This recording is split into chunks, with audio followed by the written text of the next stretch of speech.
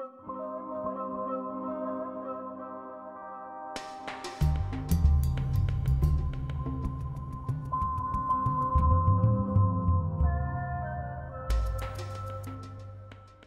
Anti-Defamation League has been documenting for decades how hate groups have used conflict over immigration to advance their white supremacy, their hate, their stereotypes.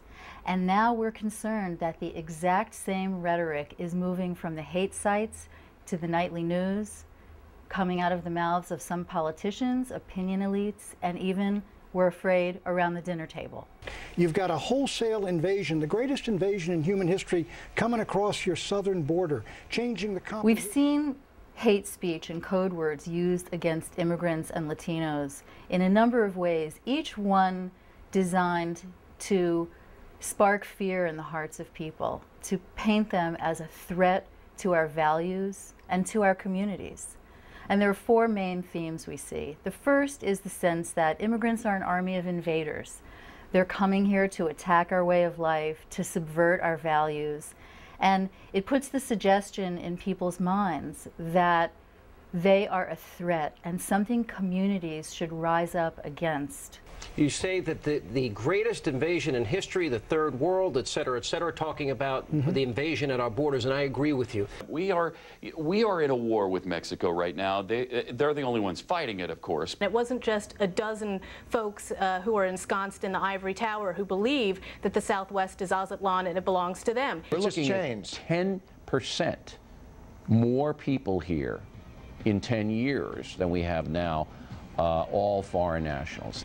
I think it is almost inevitable. If we do not put a fence on that border, I agree with you're going to have 100 million Hispanics in the country, most of them new immigrants from Mexico, which believes that belongs to them. The second theme is one of dehumanization. Immigrants are talked about as swarms, hordes, and even worse. And when you begin to teach good people and children in schools to think of a group of their neighbors as animal-like, less than human, you train them to think of their neighbors as less deserving of rights and maybe even targets of hate and worse.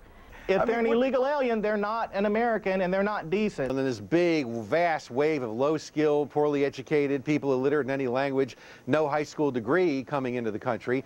What jobs do the women and the children do that we have to have them here, other than the children's job is to dumb down the American children and overpopulate our schools? Well, you call them immigrants, and I wish you would stop insulting immigrants by comparing them to illegal aliens. It's very rude. The next theme is the sense that immigrants bring crime and disease.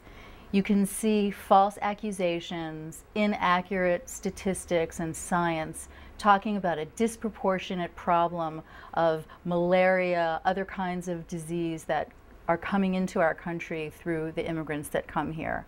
And then you instill in good people a sense of threat to their basic well-being, the public safety. Now immigrants are a public health risk. The number of illegal immigrants in our prisons was increasing and the financial burden rising. 3 of our reports covered rape or sexual predators in the context of illegal immigration in this country.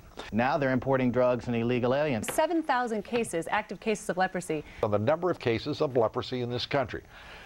One of the reasons we screen people coming into this country is to deal with communicable diseases like leprosy, disease or other illnesses, and illegal aliens. And the fourth theme we're seeing is a conspiracy theory, and that is that Mexican immigrants come to the United States to reconquer the Southwest and take back land that had once belonged to Mexico. There has been much discussion about the so-called Reconquista, which is the retaking of old Mexico territories, which are now part of the United States, by pure birth rate. But I'll tell you this, I do believe we're going to lose the American Southwest. We already have a problem where forces trained by the U.S. military, such as Los Zetas, which controls the border more than the Border Patrol, were trained by the American military at Fort Benning, South Carolina. The culture that they live in and the place they live in is supposed to assimilate to them as opposed to the other way around. You are going to end up with a balkanized country, and that's what we have. But as far as I'm concerned... You know what, Pat? We are in such denial. You think that training the these people with arms and demolitions is a good idea. You got 60% of the people in Mexico that feel that the United States shouldn't even control the Southwest United States, and you're going to train them in arms and explosives?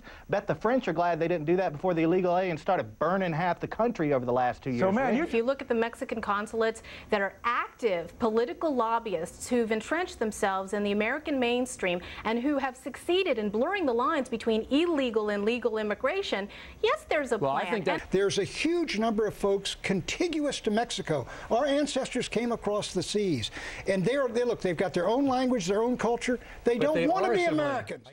And so when people all over the country are trained to think of immigrants as invading our way of life, trying to rip apart our civilization and undermine our values, when we're trained to think of them as a little bit less than, less deserving of rights, less human, animal-like almost, and when we're trained to think of them as bringing disease and bringing criminality into our communities, and when we're trained to think of them as even people who would subvert the rule of law of the United States and take back territory, good people will be inculcated to hate.